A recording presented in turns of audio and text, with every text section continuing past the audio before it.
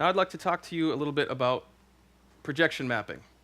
Has anyone ever dealt with projection mapping at all, or you've probably seen a lot of sports teams are using really cool opening, projection on their courts, and it's kind of something that's relevant to their team's mascot. Something flies out of the ground.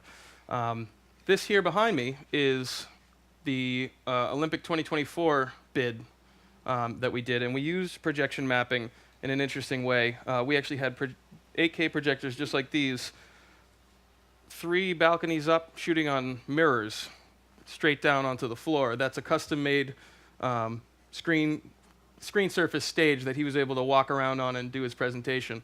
That's kind of projection mapping to correct a problem, not to be creative.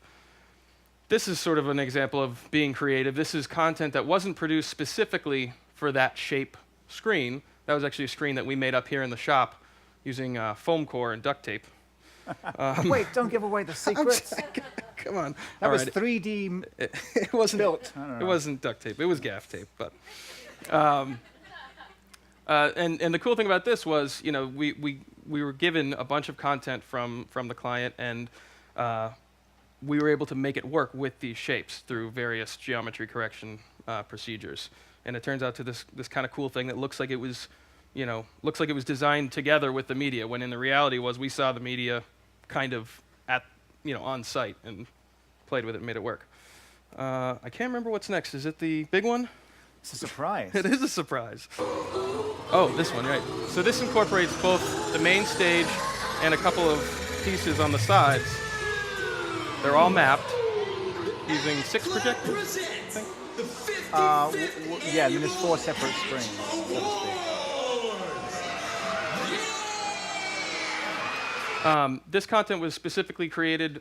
In fact, all of this was thought out and created by the end client, so they knew what they were getting into. They knew the shapes that they were gonna have to work with. And in fact, you can't really see it right now, but in the middle there were a couple of odd-looking shapes. And throughout the night, that eventually shapes were brought out, and it was built into what was ultimately a table for their award show. And so each time they brought some new pieces out, some more content was coming out onto it. So it was a pretty cool effect. And that's an example of these things being worked on simultaneously and what you can get out of it. All right, this is Alan's cool thing. He did this. It looks amazing. This is projection mapping, incorporating both the set pieces and the main screen. So as you can see, these screens here, they're all, they can all be controlled. Media can be put on all of them. Another cool Alan thing, this was the Boston Public Library this holiday season. We did the projection for it, and there was content that was, again, specifically created for the building.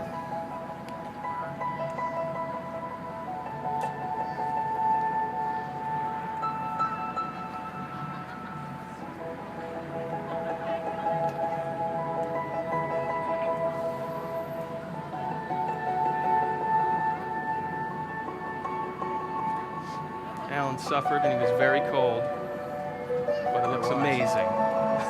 It was pretty horrible. So those are a lot of the different things you can do with mapping, and it's just a nice technique. It plays with geometry. It can allow you to do more creative things with your set, more creative things with your media, and we actually have an example of mapping right here on this box that you saw earlier. We can make a Rubik's Cube, which is fairly straightforward. And this was this was a video that Alan found that had nothing to do with this box. This was not created for this. It was found today. And we were able to, I also like to mention, this is a single projector. This is one projector whose output has been split into 3 different surfaces, which is also pretty cool. So you can do a lot with the right software and a little bit of good hardware. Yeah. So, we found that mapping, we're able to use it in many ways. I mean, you can do something small like this that ends up in the lobby of an event, or it can be the Boston Public Library. Obviously, you need different size projectors. You need a different amount of pre-production. Some things, like with the cube, if you give us some content, we can map the cube in an hour and have it showing your stuff.